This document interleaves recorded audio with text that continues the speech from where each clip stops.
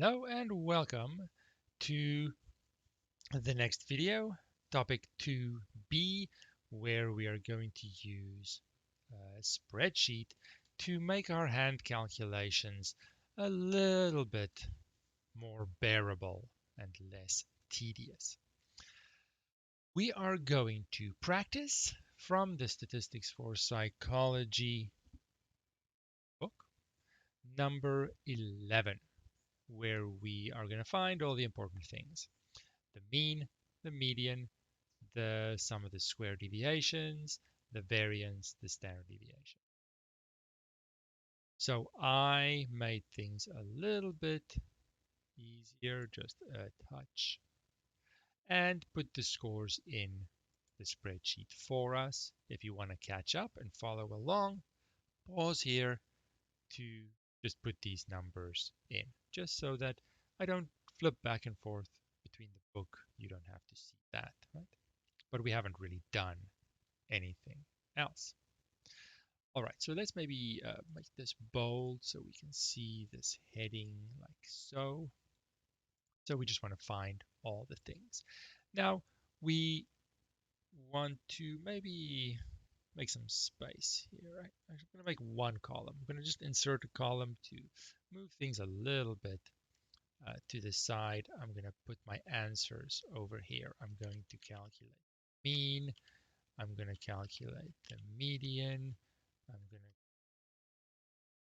sum of squares, variance, standard deviation. Okay, that is a little longer than this column originally is. I'll just double click to make it wider and fit. This is where my answers will be. Now, the goal here isn't, I'm just going to put a little pretty box around it, the curly bold, these guys. You can really spend a lot of time on making it look pretty. Okay, I'll stop here. The goal here is to have a balance between Excel functions and still doing things by hand and still understanding what I'm doing.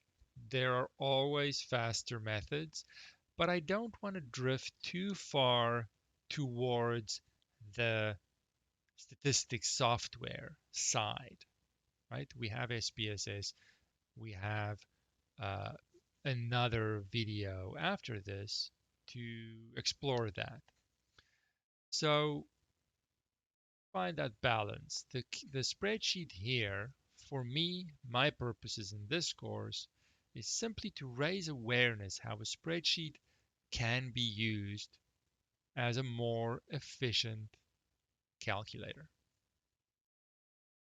So to, I don't want Excel to do everything for me. There are data analysis packages and options and all kinds of things it can do. Want to contain that because maybe you use Google Sheets or OpenOffice or something else, and those things might not be there, right? Okay, so the mean I can do in two ways. One way is, maybe I should have given myself a little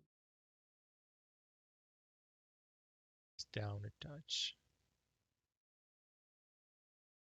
spaces here, and I want to just note n, the number of scores.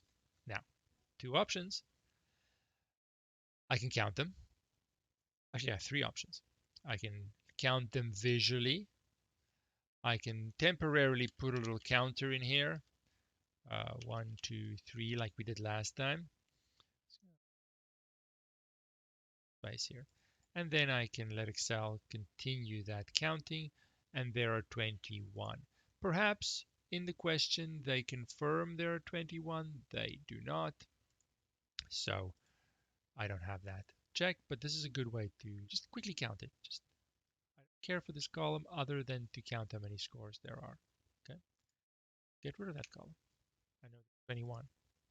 Another way to do it is to use a built-in function, which is not a fancy function, the count function.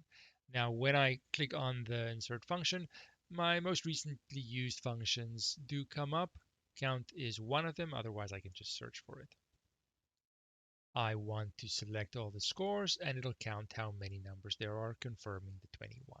Okay, so lots of options here. Not going too crazy with functions and having things done for me too much, but they're there for quality of life. So maybe next I want to calculate the sum of the scores, not the squares, as a temporary one. Now, the beauty of this is that there are functions to do this for me. Sum function is one that I've used. I want to select all the scores, add them up, and I get 4. I then calculate the mean as, I'm going to do my own calculation, the sum of all the scores divided by how many there are. 2. I'll just do it on the side here. There is a built-in function that is the average function that does the exact same thing, the arithmetic mean. But do note there are other kinds of averages, geometric average and things like that. So if you don't know exactly what a function does, it might not give you exactly what our formula is. So I select all my scores. In this case, it is the same, but I did it a little bit more manually so that I can solidify that understanding. This is just a glorified calculator. I have the mean of 2. Now the median is sort of where I'm sort of stuck in the middle here. If I did it by hand, it's a little bit more tedious, but the spreadsheet still can help me a lot. I want to sort the scores. I want to arrange them in increasing order. I can totally do that. I select the scores. I click on the data tab at the top. There is a sort option.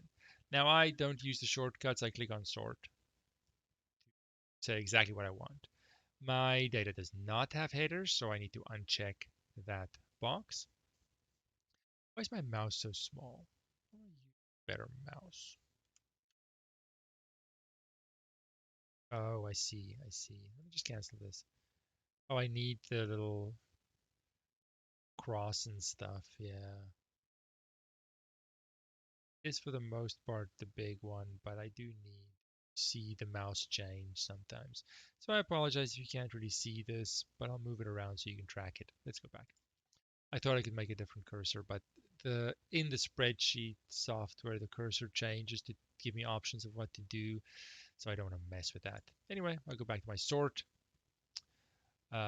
option here under the data tab. I don't have any headers, so make sure you uncheck that. My mouse is better there, yeah. It wants to do the column. It's in column E. I want to arrange smallest to largest, and there it shuffles them around. I still have the same. They're just sorted now. Maybe I don't want to mess up my scores. Maybe I just want to make another column.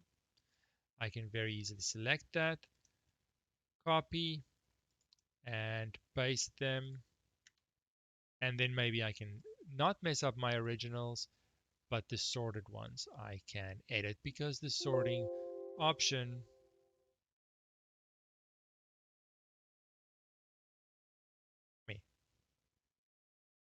the sorting option is going to alter them a little bit. Like column F, sort them. Okay. Now, what are you doing to me here? Just that one.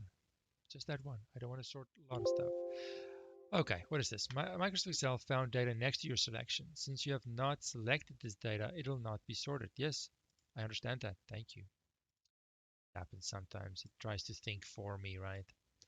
But reading clarifies it. So everything's the same, but column F only. That's what I want. Good. So I see I still have to think a little bit. That's okay. I just didn't want to mess up my original scores. Shuffle them around even. Anyway, Now I can have a little counter here, perhaps. I love the counter. It's just so handy. So that I don't have to go and systematically count these. I have 21 of them. The middle one is obviously number 11, and therefore my median is 2. Easy peasy. See? Once you know how to sort and not have other columns mess it up, right there, it's not hard to do at all. I just use the counter temporarily. I don't need it anymore. Now perhaps Excel has a median function that I can use to verify that my median is the same. Well, one pops up, returns the median or the number in the middle of the set of given numbers. All right, let's do it. Let's see what it gets. I'll use the original scores to show that I don't even have to sort them. That function is going to sort them for me. I get a 2, wherever my selection was. But I did it a little bit more manually, so I feel that I understand the median. But you have options. I don't want to go too crazy with the functions because this is just a glorified calculator for me. You'll have to understand what I'm doing, but often you do have functions doing these little things. Okay. My sorted column is done. Don't need that anymore. I now want to move on to some of the square deviations, variance, standard deviation. All right. So let's go can't spell, deviations, where I'm going to calculate the score right next to it minus the mean, which I have right there. And I want to copy this formula down. That's not quite right, is it? First one is great. Next one, it shouldn't be subtracting anything other than the mean. So I need to go back, and this happens often, I forget. And I need to make sure that this pink cell referencing the mean is fixed by putting your cursor inside and pressing F4.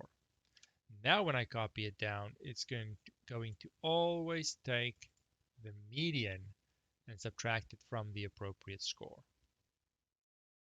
And I sometimes, if the score is lower than the mean, sorry, did I say median? It's always going to take the mean and subtract it from the score, from the appropriate, not the median. No, that's not a thing. When the score is lower than the mean, get a negative value. When it's above the mean, I'll get a positive value. Now, it helps perhaps if the mean and median would be different, but in this case, they are exactly the same. It does happen. So there's my deviations. Now I'm going to square them, square deviations. And I simply take this guy, the deviation score, to the power of 2. Not fixed it because I want each deviation to be used. Sometimes it's good. Double click on something further down that you copied. Is it doing what it should do? Yeah, it seems okay. Now I need to add all of these deviations, and that'll be the sum of the squares. But I have a sum function for that, which is the most basic function. Don't have to do that by hand. That's the whole point of doing a spreadsheet. Select them. I get 56. That 56 doesn't mean much. Doesn't mean much. It's a stepping stone on the way to the variance. And remember, if I bring up the formula sheet for us, at this stage, the formula that I'm going to use for the variance of a set of scores and nothing else is formula 2.2, which divides by the number of scores. If you know a little more, and later on, we're going to divide by something else. We're going to divide by n minus 1 if you peek ahead, because what we're calculating is slightly different, has a different purpose. Right now, conceptually, we're dividing by n. So let's do that. I'm going to calculate my variance as the sum of the squares number divided by how many there are. See how I don't put in the actual numbers. I reference the cells from previous calculations. And I get 2.6 repeating. I can decide here to format the cell. I right click on it, go down to format cells, and you see here I have some options. I want to go to the first one, the number tab at the top, and I can tell it, look, this is a number. I can choose how many decimal places I want to round it to. Let's say 2. Then it'll automatically do that for me. But this is much better than a calculator, a hand calculator, because this is just being presented for me. Behind the scenes, it still has the exact number. So I reference this cell in a future calculation and it'll be the exact number, even though it's presented as a rounded number. So it is just perfect. It's exactly what I'm looking for. So I don't have to worry if I'm using formulas and calculations. I don't have to worry about manually rounding an answer and risking a future calculation being wrong if I use that rounded version. It's perfect. Then my standard deviation is simply the square root of that guy. Now I don't know. Go back and look for the square root function. Square root. I'll search. Second one, where's this first one? Returns the square root of a complex number. No, that's not what we're doing. Just sqrt returns the square root of a number. And my number is the variance number. See, I don't put in 2.67. That would be wrong. I reference the cell that has the answer from a previous calculation, which means Excel will take the exact number regardless of its presentation. I didn't specify how to round this one, so it's giving me a good number of digits that can fit in to the width. If I make it wider, it might show me more, but there aren't any more than that. So I can choose, okay, let's go 2 decimal places here by formatting that cell. Number format, round to 2 decimal places. There we go. So it's very, very handy in the sense that it always has the exact values behind the scenes, but I don't always have to see them. I can see nice, presentable, rounded values. Okay, just want to note at the end here, let's do a check and see what Excel does if I use its built-in variance function, which may or may not be here. I didn't actually check until right now. Variance, there we go. What's this? No, variance. This function is available for compatibility with Excel. Ooh, it's an older one. What should I be using then? So many, look at them. Wow. Variance S estimates variance based on a sample. Well, we have a sample of scores. Variance A. So it can be very confusing, right? There's so many options for these things. Estimates variance based on a sample, including logical values and text. Why on earth would I do that? Let's just do the basic variance. See what happens. Older function, so I don't really know what it's going to do. Get a number that's a little different. Why? Because it doesn't describe what it's doing. It is probably calculating a variance according to this formula 7.1, which we'll get to, which for the purposes of that discussion, dividing by 1 less than the score is correct. That's not conceptually what we're doing right now. So if you use for a function in Excel just blindly, well, I need to calculate the variance. And that says variance, so I'm just going to do that. It might not be correct, right? There are different variations of these things. Let me see what does that variance. I'm going to have to search for variance again. But I'm just curious here. Variance S. I suspect it's going to be correct, but I don't know. I haven't tested it until right now. No, it does the same thing. Okay, no. So I was hopeful because we our calculation right this stage, dividing by n, isn't something you do very often in the future. But as this is an introduction to the concept of variability and nothing else, we're not using these scores for any statistical inference and analysis and decision making, nothing like that. Here's some numbers, calculate the variance. Then it makes total sense to divide by n.